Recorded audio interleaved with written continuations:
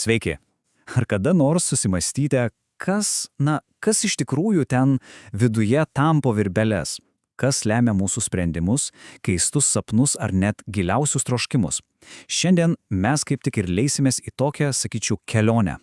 Kelionė po labai paslaptingą žmogaus psichikos žemėlapį. Žemėlapį, kurį nubraižė niekas kitas, o Karlas Gustavas Jungas. Taigi pasiruoškite atverti duris į pasaulį, kuris slypi gilai po mūsų sąmonės paviršiumi. Žinote, tas jausmas, kai atrodo, kad viduje vyksta kažkokie dialogai, kurių lyg ir negali paaiškinti, o gal sapnai, ar būna, kad sapnai tiesiog atkakliai bando kažką pranešti, lyg belstųsi iš vidaus. Pasirodo, nesame vieni su tokiais pojūčiais. Būtent tokie, iš pirmo žvilgsnio gal net keistokie klausimai, ir tapo Karlo Jungo tyrinėjimu, pačiu atspirties tašku. Tai nuo ko viskas prasidėjo? Mūsų istorija prasideda tokiame, sakyčiau, lūžio taške. Įsivaizduokite. Pats perspektyviausias Sigmundo Freudo mokinys, Karlas Jungas, vieną dieną tiesiog supranta, kad jo mokytojo nubraižytas psichikos žemėlapis yra, tiesiog per siaurus. Ir tada jis nusprendžia, reikia braižyti savo. Ir štai jis, Karlas Gustavas Jungas. Freudas, tiesą sakant, jį laikė savo idėjų imperijos kronprincu, įpėdiniu. Bet Jungo vizija buvo kur kas plačesnė. Jis tiesiog negalėjo sutikti, kad žmogaus siela yra, vien tik vaikystės traumų ir kažkokių slaptų potraukių arena. Jam tai atrodė per daug primityvu. Ir būtent iš to nesutikimo, iš to noro matyti plačiau ir gimė visiškai nauja kryptis – analitinė psichologija. Gerai, tai kuogi jie taip fundamentaliai skiriasi? Pažiūrėkime. Freudui, kaip žinia, viskas sukasi apie praeitį. Žmogus – tai praeities įkaitas, valdomas vaikystės konfliktų, ypač tų psichoseksualinių, o Jungas, jis pasakė, palaukit, mums kur kas svarbiau yra ateitis. Tai, kuo mes tampame. Ir pasąmonė? Freudui tai buvo lyg koks tamsus rūsis, kur sumetame visus ištumtus trokškimus. O Jungui tai lobynas, neišsenkantis kūrybos išminties ir potencialo šaltinis. Tai yra esmė ne tame, iš kur atėjome, o kur einame. Radikalus pokytis, tiesa? Gerai, jeigu jau keliaujame, tai koksgi tos vidinės kelionės tikslas? Pasak Jungo, atsakymas į šitą klausimą yra ir stebėtinai paprastas, ir tuo pačiu be galo sudėtingas. Tikslas – tapti vientisa, nedaloma visuma. Ir šis procesas turi pavadinimą – individuacija. Ir iškart reikia pasakyti, tai nėra koks nors savaitgalio seminaras ar greitas savęs patobulinimo kursas. Ne. Tai viso gyvenimo projektas. Kelionė, kurios tikslas, pagalvokite, yra ne tapti kažkuo kitu, geresniu, tobulesniu, o pagaliau tapti pačiu savimi. Taigi, kas tai individuacija? Paprastai tariant, tai procesas, kurio metu mes, lyg surenkame visas savo išbarstytas dalis. Ir sąmoningas, ir tas pasąmoningas. Viskas sudedama į vieną paveikslą.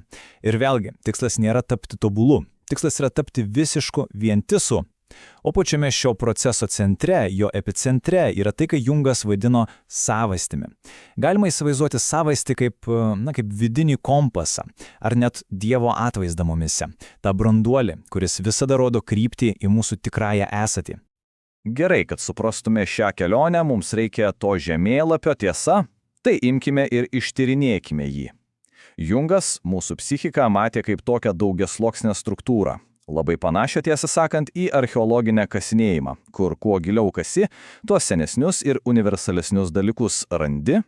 Taigi pats paviršius, pats viršus, tai yra mūsų sąmonė. Viskas, ką mes žinome, ką suvokėme, ką valdome. Čia gyvena mūsų aš. Kiek giliau – asmeninė pasąmonė. Tai tarsi mūsų asmeninis archyvas. Užmiršti prisiminimai, išstumti jausmai, asmeniniai kompleksai. Bet giliausiai slypi tai, kas buvo tikras revoliucinis Jungo atradimas – kolektyvinė pasąmonė. Įsivaizduokite, tai lyg bendras visos žmonijos psichinis paveldas, kažkas panašaus į psichologinę DNR, kuri jungia mus visus, nepriklausomai nuo kultūros ar laikmečio. O dabar neriame dar giliau, į pačią paslaptingiausią teritoriją, į tą kolektyvinę pasąmonę. Ir būtent čia, šiuose gelmėse, mes sutiksime, tokius universalius veikėjus. Veikėjus, kurie mums dažnai to net nežinant, gyvena ir veikia kiekviename iš mūsų. Šie veikėjai tai archetipai, galima sakyti, tai kolektyvinės pasąmonės statybiniai blokai. Tik pagalvokite, herojus, išmintis, didžioji motina, juk tai universalios temos ir personažai, kurie kartojasi absoliučiai viso pasaulio mituose, pasakose, religijose. Na ir žinoma, mūsų sapnuose. Jungas sakė, kad archetipai yra tarsi iš anksto įdiegto operacinė sistema mūsų psichikoje, programinė įranga, kuri formuoja mūsų instinktyvės reakcijas ir tai, kaip mes apskritai suvokiame pasaulį. Gerai, archetipų yra be galo daug, bet dabar susipažinkime su keliais pačiais svarbiausiais, su tais, kurie atlieka, sakyčiau, pagrindinius vaidmenys mūsų vidinėme teatre. Taigi pirmasis veikėjas scenoje – persona. Tai tiesiog socialinė kaukė. Kaukė, kurią mes visi be išimties dėvime, kad pritaptume. Geras darbuotojas, rūpinga mama, patikimas draugas – visa tai yra personos. Ir jos yra būtinos, kad galėtume funkcionuoti visuomenėje. Bet pavojus kyla tada, kai mes taip suaugame su ta kauke, jog galiausiai pamirštame, koks veidas po ją iš tikrųjų slepiasi. Toliau, einame prie animas ir animuso. Jungas buvo įsitikinęs, kad kiekvieno vyro psichikoje slypi nesąmoningas moteriškas pradas – anima, o kiekvienos moters psichikoje atitinkamai vyriškas pradas – animus. Ir čia įdomus dalykas, ar kada susimastėte, kodėl mus taip traukia būtent tam tikro tipo partneriai?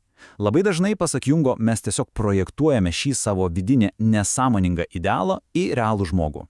Na ir galiausiai šešėlis.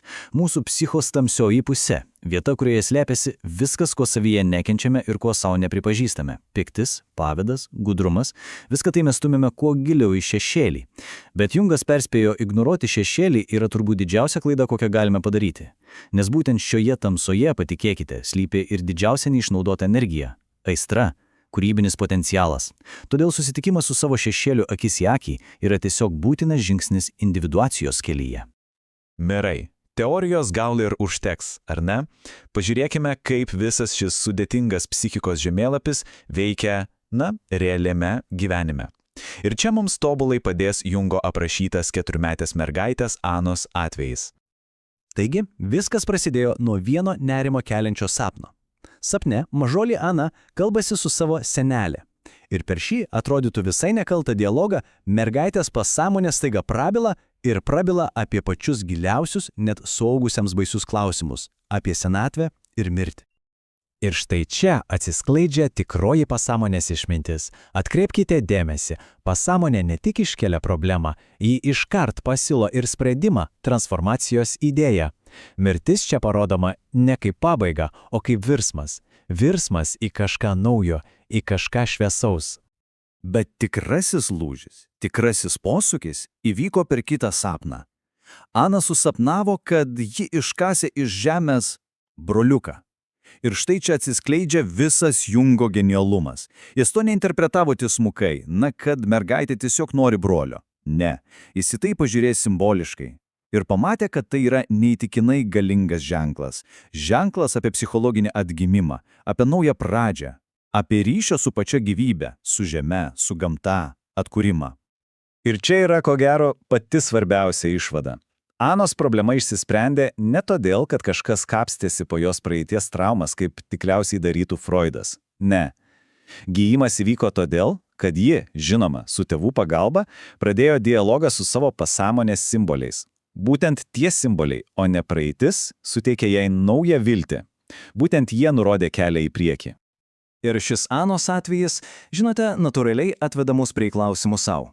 Kokia yra ta socialinė kaukė, persona?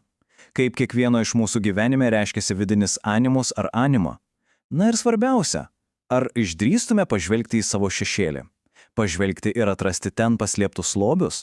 Jungas mums davė žemėlapį, bet kelionę kiekvienas turime atlikti patys.